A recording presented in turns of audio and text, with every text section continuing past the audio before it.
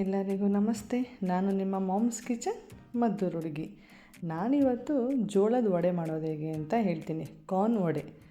ಬೇಯಿಸಿರುವಂಥ ಜೋಳ ತೊಗೊಂಡಿದ್ದೀನಿ ಮತ್ತು 2 ಆಲೂಗೆಡ್ಡೆ ಬೇಯಿಸ್ಕೊಂಡಿರೋದು, ಸ್ವಲ್ಪ ಕಟ್ ಮಾಡಿರುವಂಥ ಈರುಳ್ಳಿ ಮತ್ತು ಕ್ಯಾಪ್ಸಿಕಮ್, ರೆಡ್ ಕ್ಯಾಪ್ಸಿಕಮ್. ಇಲ್ಲಿ 2 ಕ್ಯಾಪ್ಸಿಕಮ್ ತೊಗೊಂಡಿದ್ದೀನಿ ಮತ್ತು ಸ್ವಲ್ಪ ಕಟ್ ಮಾಡಿರುವಂಥ ಕೊತ್ತಂಬರಿ ಸೊಪ್ಪು, 2 ಹಸಿಮೆಣಸಿನಕಾಯಿನ ತೊಗೊಂಡಿದ್ದೀನಿ. ಇವಾಗ ಇದನ್ನು ಮಾಡೋದು ಹೇಗೆ ಅಂತ ತೋರಿಸ್ತೀನಿ ಬನ್ನಿ. ಬೇಯಿಸಿರುವಂಥ ಆಲೂಗೆಡ್ಡೆನ ತೊಗೊಂಡು ಚೆನ್ನಾಗಿ ಸ್ಮ್ಯಾಶ್ ಮಾಡ್ತಾರೆ ಕಲಿಸ್ಕೊಡ್ಬೇಕು. ಚೆನ್ನಾಗಿ ಸ್ಮ್ಯಾಶ್ ಆಗಬೇಕದು. ಸ್ಮ್ಯಾಶ್ ಆಗಿದ ನಂತರ ಅದಕ್ಕೆ ನಾವು ಏನೇನು ಕಟ್ ಮಾಡಿದ್ದೀವಿ ಎಲ್ಲನೂ ಹಾಕ್ತಾ ಹೋಗೋಣ. ಕಟ್ ಮಾಡಿರುವಂತಹ ಕ್ಯಾಪ್ಸಿಕಮ್ ಮತ್ತು ಇನ್ನೊಂದು ಕ್ಯಾಪ್ಸಿಕಮ್, ಗ್ರೀನ್ ಕ್ಯಾಪ್ಸಿಕಮ್ನು ಕಟ್ ಮಾಡಿರೋಂಥದ್ದನ್ನ ಹಾಕ್ಕೊಳ್ತಾ ಇದ್ದೀನಿ. ಮತ್ತು ಬೇಯಿಸಿರುವಂತಹ ಜೋಳನೂ ಹಾಕ್ಕೊಳ್ತಾ ಇದ್ದೀನಿ. ಆವಾಗಲೇ ಕಟ್ ಮಾಡಿದಂತಹ ಕೊತ್ತಂಬರಿ ಸೊಪ್ಪು ಮತ್ತು ಹಸಿಮೆಣಸಿಕಾಯಿನೂ ಹಾಕ್ಕೊಂಡು ಅದನ್ನು ಸ್ವಲ್ಪ ಎಲ್ಲನೂ ಮಿಕ್ಸ್ ಆಗೋ ಥರ ಕಲಸಿ ಇಟ್ಕೊಳ್ಬೇಕು. ಚೆನ್ನಾಗಿ ಮಿಕ್ಸ್ ಮಾಡಿ ಕಲಿಸ್ಕೊಳ್ಬೇಕು. ಎಲ್ಲ ಥರ ವಡೆಗಳನ್ನೂ ನಾವು ತಿಂತಿರ್ತೀವಿ, ಇದು ಡಿಫ್ರೆಂಟಾಗಿರುತ್ತೆ ಜೋಳದ ವಡೆ ಅಂತ ಹೇಳಿ ಮಾಡ್ತಾ ಇರೋದು. ರುಚಿಗೆ ತಕ್ಕಷ್ಟು ಉಪ್ಪು ಮತ್ತು ಸ್ವಲ್ಪ ಅರಿಶಿಣ, ಒಂದು ಚಿಟಿಕೆ ಹಾಕಿ ಸಾಕು. ಸ್ವಲ್ಪ ಗರಂ ಮಸಾಲ, ಅದು ಸ್ವಲ್ಪ ಚಿಟಿಕೆನೇ ಸಾಕು. ಸ್ವಲ್ಪ ಚಿಲ್ಲಿ ಪೌಡರ್ನ ಹಾಕ್ಕೊಳ್ತಾ ಇದ್ದೀವಿ. ಬೇಕಂತಂದರೆ ಧನಿಯಾ ಪೌಡ್ರನ್ನು ಹಾಕ್ಕೊಳ್ಳಿ.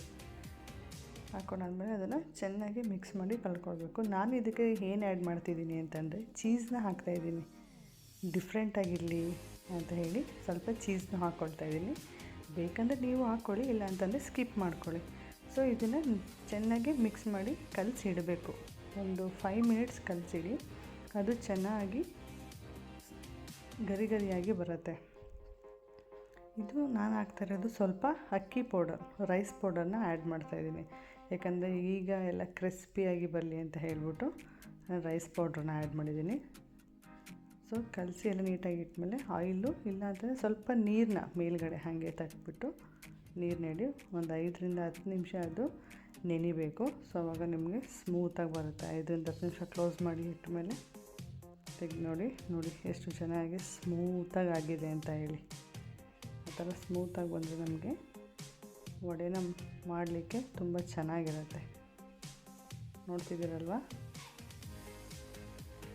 ಈ ಥರ ರೌಂಡ್ ಮಾಡಿಕೊಂಡು ತಟ್ಬಿಟ್ಟು ಆಮೇಲೆ ಹಾಕ್ಬೋದು. ಸೊ ಇದನ್ನು ಸಂಜೆ ಟೈಮ್ ಸ್ನ್ಯಾಕ್ಸ್ ಅಂತ ತಿನ್ಬೋದು, ಇಲ್ಲ ಮಕ್ಕಳಿಗೆ ಇಷ್ಟ ಆದರೆ ಮಾಡಿ ಕೊಡ್ಬೋದು, ಮಕ್ಕಳು ತಿಂತಾರೆ. ಸಂಜೆ ಸ್ನ್ಯಾಕ್ಸ್ಗೆ ತುಂಬ ಚೆನ್ನಾಗಿರುತ್ತೆ ಇದು. ಸೊ ಪಾನ್ನ ಇಟ್ಟು ಪಾನ್ಗೆ ಸ್ವಲ್ಪ ಆಯಿಲ್ನ ಹಾಕಿ, ಅದಕ್ಕೆ ಇವಾಗ ನಾವು ಕಲಸಿಟ್ಟಿದ್ದಂತಹ ಜೋಳದ ವಡೆನ ಮಾಡೋಣ. ಉಂಡೆ ಕಟ್ಕೊಳ್ಳಿ. ಫಸ್ಟು ಉಂಡೆ ಕಟ್ಕೊಂಡು ನೀಟಾಗಿ ರೌಂಡ್ ಶೇಪ್ ಬರ್ತಾ ತಟ್ಟಿ ಪಾನ್ ಮೇಲೆ ಹಾಕಿ. ನಾನು ಈ ಥರ ಮಾಡ್ತಿದ್ದೀನಿ, ನೀವು ಬೇಕು ಅಂತಂದರೆ ಆಯಿಲ್ ಡಿಪ್ಪು ಮಾಡ್ಬೋದು. ನಾನಿಲ್ಲಿ ಬರೀ ತವಾ ರೋಸ್ಟ್ ಮಾಡ್ತಾಯಿದ್ದೀನಿ. ತವಾ ರೋಸ್ಟ್ ಅಂದರೆ ಚೆನ್ನಾಗಿರುತ್ತೆ.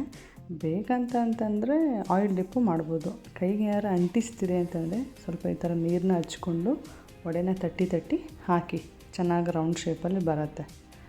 ನೀರಾದರೂ ಹಚ್ಕೊಳ್ಳಿ, ಬೇಕು ಅಂದವರು ಆಯಿಲ್ನಾದರೂ ಹಚ್ಕೊಂಡು ಈ ಥರ ತಟ್ಬಿಟ್ಟು ಪಾನ್ ಮೇಲೆ ಹಾಕಿ